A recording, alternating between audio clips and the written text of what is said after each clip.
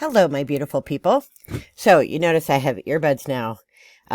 My sound system has totally tanked on my Mac.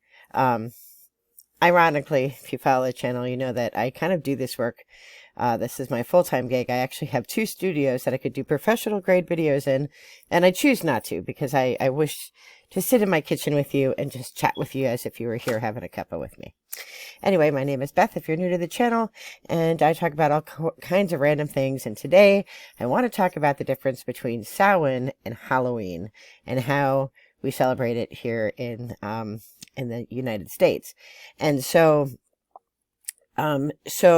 just to preface these statements, this is my opinion based on how I understand these two concepts, and you may have a completely different take, and that's totally cool. Druids believe everybody has their own path. I'm not out here to harsh your path. But this is what I believe, and I always have to do a kind of a public service announcement every year, because right about October 1st, which is today, people start sending me all this kind of like Halloween stuff, and as sweet as it is in their sending, oftentimes it's not stuff that I'm interested in, because in the United States, we've turned Halloween into 2 things. We've turned it into, let's become the most vile thing out there, and let's, just hoard candy, right? So Samhain is not that. Samhain is not that. So the Celtic understanding of Samhain, in the Celtic wheel, which is the 8-fold wheel, and that wheel is also honored by pagans and by witches and Wiccans, right? The names are different for different things, but Samhain, that's what we all call it, right, is the new year. So this is the brand new year, like January 1st, New Year, it's New Year. In Scotland, we celebrate Hogmanay for the actual, like, January 1st, New Year, but Samhain is the Celtic wheel New Year. And it is the thinnest veil between the living and the dead. So, if you remember, a few months ago, we had the thinnest veil between the living and the spirit world. Samhain is the thinnest veil between the living and the dead. So it's an amazing time to honor your ancestors. Now, remember that Celtic festivals aren't just one day. So it's not just October 31st. It's usually a 7 to 14 day period over that time. And so the Church Universal, kind of adopted that sort of as well, because you have All Saints Days, All Saints Day, All Souls Day, right around Halloween. So Samhain is the thinnest veil between the living and the dead, and it's a time to honor ancestors. So it's really a very sacred time, and it's a beautiful time of being able to connect with your loved ones who have crossed the veil. Now, I believe that you can connect with them all of the time. I just had an experience the other day. If you follow me on Facebook, my father was a steel worker, and his mother, who had him when she was 50, was like, 90 when I was a kid. She and my aunt, her sister-in-law, who died at 102 when my son was 2, my son just turned 21, they had sock monkeys all over the house, and I used to play with them. And then my aunt had this ceramic frog too that I used to play with the sock monkeys. And so Dave and I went for dinner on the 28th, and I'm don't ask why, but I'm really good at those claw machines, the prize claws, and I always say it's because my dad was a steel worker and he was a crane operator. He taught me everything I know about prize selection from prize cranes. So on top, now it was the only one in this prize crane. On top was the sock monkey. So I'm like, oh, give me $1. I got this. So first pass, I didn't get it. Second pass, I got it. So I got this sock monkey. It's super adorable. And and it's the day before my son's birthday. So I looked down at my watch, and my watch said 9:29, and that is his birthday.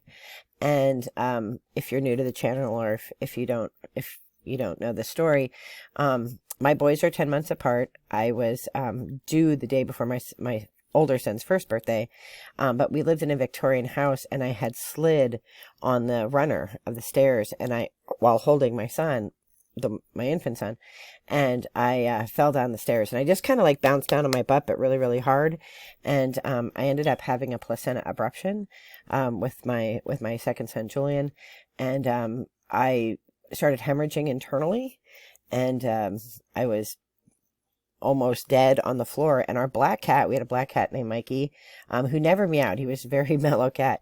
He started howling, and it woke me up enough that I could get to a phone and call Dave. And I actually don't remember how I got to the hospital or anything. I think they called an ambulance. I'm sure they called an ambulance, because by that time then I started bleeding and stuff. So Julian was delivered dead, and then he was revived, and in that space of time he had a stroke.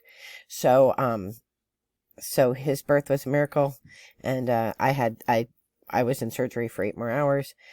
So that I survived was a miracle, because I was older, and I had just had a child 10 months prior by C-section. So it was a crazy period of time. And so I win this sock monkey. It's 9:29, and I'm like, Spirit, it's my dad saying hello. So I believe, and happy birthday to my son. So I believe that you can connect with the spirit world anytime, but Samhain is a time where that veil is thinnest. So the reason we wear costumes is to scare off bad spirits that come over. We don't want them to come over. We just want our loved ones to come over, and the spirits that we want to see. So that's why we wear scary costumes, right? To scare off the bad, the bad spirits. Jack-o'-lanterns, right? Another way to scare off the bad spirits. And the candy, they didn't actually give out candy. They gave out things like soul cakes. You would go door to door for apples and things like that the children did, but adults did too. And we can't give out apples and cakes now because people are jerks and put razor blades in them. But back then, you would go door to door, and it was sort of a time of honoring our loved ones that had passed, and remembering, and really, thinking about the people with whom you live and the community in which you live.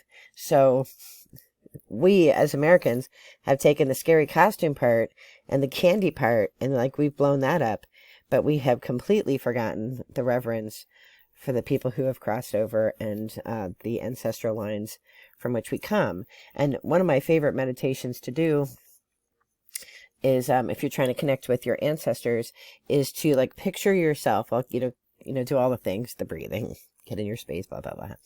Once you're there, put yourself in the middle, and then behind you, imagine your parents. Now, that's your biological parents, whether they were married or not, or whatever, just the people who biologically created you. Imagine them behind you, and then pick one line, because it gets too complicated if you pick both. So pick one line. I usually pick my mother's line, and then think about her mother and her parents, and just keep thinking back as far as you can go. Even if you don't know the names of the people, just keep thinking back, the people who created the people. And then when you get as far back as you're comfortable going, turn around in your mind and see all of those people. It's pretty powerful, when you're in the zone and you're in the space, And so, and to think that you are going to be somebody's ancestors, right? My boys probably aren't going to have children, but my nieces might have children one day, or my nephews. So, you're going to be an ancestor to someone. So you live here in the present, but every time, we do a toast at all the holidays, we toast all those who have gone before us, we toast all those who come after us, and then we toast all those with whom we stand right now. And Samhain is about honoring all those that came before us, and honoring the people that we stay with now. Now, the scary costumes were meant, like I said, to ward off the bad spirits. But what I think has happened over time is Hollywood has really helped us to expand our love of the evil. And so I feel like what happens now is that we celebrate evil. We're not celebrating the true intention of Samhain. We're, we're fighting the bloodiest, the goriest, the, most creepy thing. And that's what we're celebrating and honoring. And that's kind of heartbreaking, really, because it means that our ancestors aren't getting the reverence that they deserve. And in the Celtic culture, we really do revere our ancestors and then ancestral line. So People send me all kinds of gory crap. I'm not interested in it. All you needed was a mask to confuse the spirits so they wouldn't come after your soul, right?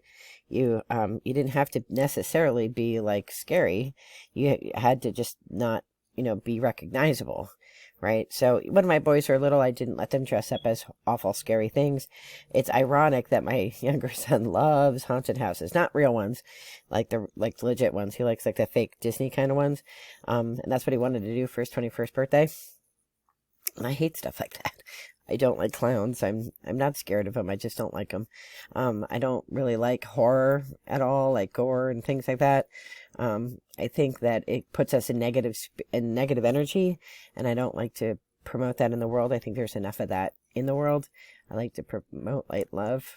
So this is my yearly PSA that I am not interested in your bloody crappy horrible stuff that you send me. I don't want it. Send me things about light and love, things about ancestors, how to honor ancestors, recipes for baking bread for ancestors, and things like that. I do. There are all kinds of traditions of Samhain. I'll probably do a video. I tend to do it every year. Remnants of the pneumonia. It's all about, like, you can do a dumb supper where you have a supper where nobody talks, and you put a plate out for your loved ones, and you have, a silent supper so that your spirits, that your loved ones can speak through spirit. My relatives know that I can't stay quiet that long, so we don't do a dumb supper. But we do put this place setting out, and we light candles, and we tell stories. We talk about our loved ones and fun stories, ways that we want to remember them living, not how they died. Both my parents had horrible end of life experiences. We don't talk about that. We talk about all the funny stories, all the funny things that happened. I talk about my brother, the one that drowned. I talk about our friends who have crossed over, and all the good stories about them, all the funny things that happened.